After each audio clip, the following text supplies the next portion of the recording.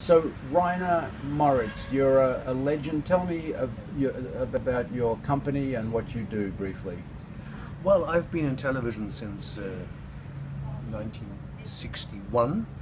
I was studying in Munich, and I was offered a very interesting position at Die Welt, one of the leading German newspapers. But at the same time, the Kirch Group came to me and said whether I wanted to set up an international department, because at the time very few people knew each other. And one of the people I met was Bernard Chevry, who was making the Joie de Vivre 90-minute documentary on Rubinstein, and a couple of other films, and had difficulties in getting them sold. So we met, and I took over distribution of his films at Beta. And I also then found out that he was toying with the idea to setting up an international market, because unlike today, where everybody knows everybody and can read about things, thanks to you, for example, about everything, you didn't have these communication lines. And when you visited, for example, Danish television, you were not allowed to talk to the head of music, let alone to know his name. You were talking to the head of acquisitions, and he passed down the stuff, so nobody actually knew anybody.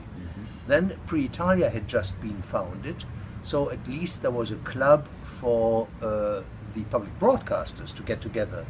But that was it. No producers admitted at the time. And Chevry had this wonderful idea to make a market where producers, distributors, broadcasters, where anybody who was interested in moving images could turn up. You paid a fee.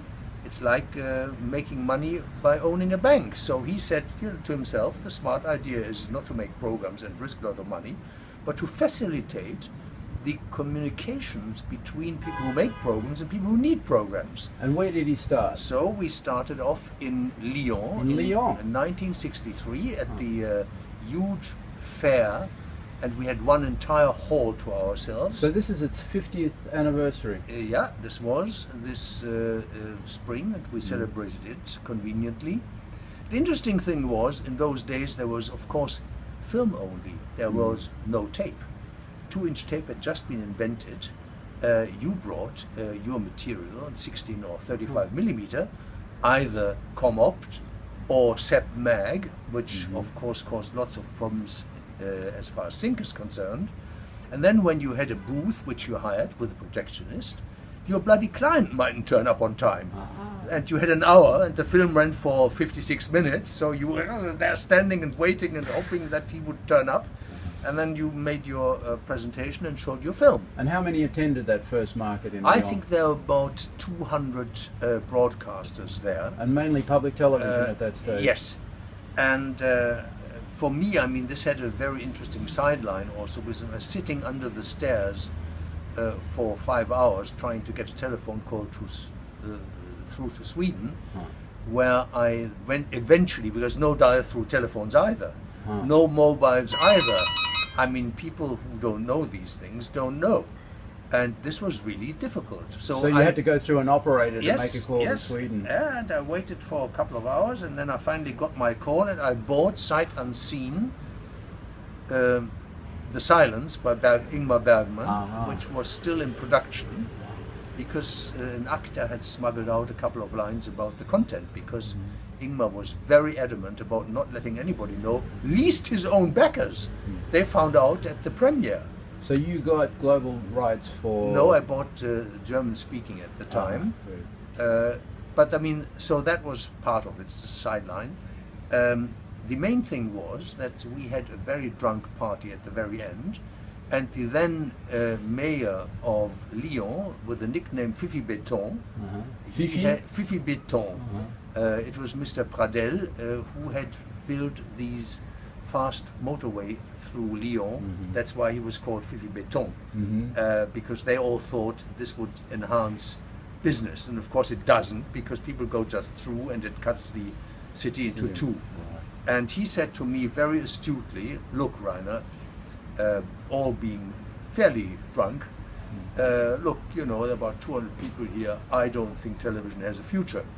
So he did not want to continue In Lyon. In Lyon. Ah. And Bernard Chevry was really gazumped because he had to actually find a new place. And smart as he is, he said, well, what about the place where the film festival is just going into its 10th or 11th year?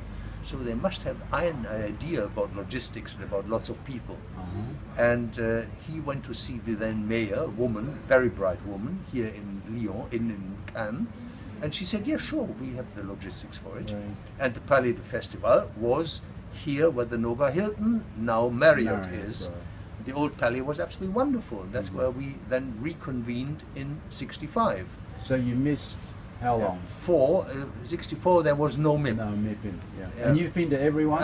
Every single one. And has anyone else been to everyone? Yes, there's one other guy, Roger Dehaye from RDI, a French production and distribution company. We're the only two living beings who can pride themselves for having been here every time, all the time. Reiner, I hope you get another 50 years because you're a legend and you're an incredible guide to younger folks like me that are trying to find their way in this difficult business. We are working at it. And I want my viewers to check out Poorhouse International because you're the leader in the distribution of fine music, fine arts, and related you've programming. got our website, which is up and running. So welcome.